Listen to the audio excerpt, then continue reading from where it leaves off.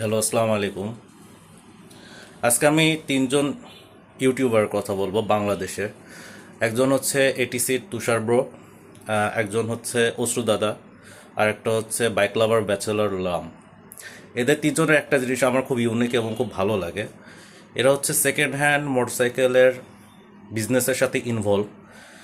তারা নিজে বাইক কিনে বা তাদের পার্টনারের থ্রুতে কিনে তারা বাইকটা রিভিউ করে। কোনো কোম্পানির সাথে তারা অ্যাটাচড না।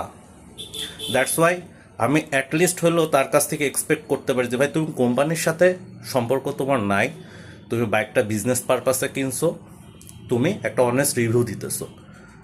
So I can trust them. এবং ম্যাক্সিমাম টাইম এরা বলে দেয় যে এটা পেইড না নন পেইড।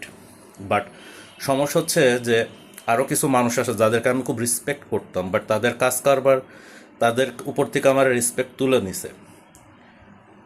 আবার কিছু মানুষ আছে যাদেরকে আমি এখন অন্য অন্য লেভেলে রেসপেক্ট করি। যেমন হচ্ছে অনেক মানুষ ইনার চ্যানেলটা দেখে না, আমার রিকোয়েস্ট থাকবে আপনারা যদি একটু অপরচুনিটি পান দেখেন।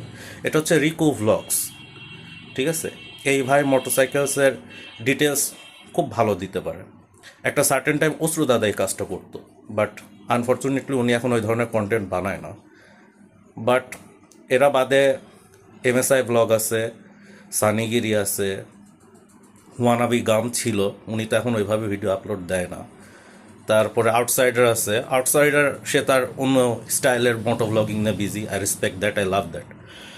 আর আরও কয়েকজন আছে, বাট সমস্যা হচ্ছে যে এই সানিগিরি ভাই আর এমএসআই ভাই, প্লিজ আপনার নেক্সট টাইমে, খুব রিকোয়েস্ট, কারণ আপনাদের ভিডিও খুব ভালো লাগে, নেক্সট টাইমে আমার রিকোয়েস্ট থাকবে আপনারা ভিডিওটা করার সময় একটু ডিক্লারেশন দিয়ে দেবেন যে কোম্পানিটা আমাকে বাইক দিছে, কোম্পানি আমাকে টাকা দিছে কি দেয় না সেটা পরের ব্যাপার। জাস্ট কোম্পানি আমাকে বাইকটা দিছে এটুকু বললে আমরা বুঝতে পারবো যে এটা আপনাদের প্রমোশনাল ভিডিও। কোম্পানি জাস্ট বাইকটাকে প্রমোশন করার জন্য আপনাদের হাতে দিছে, রাইট?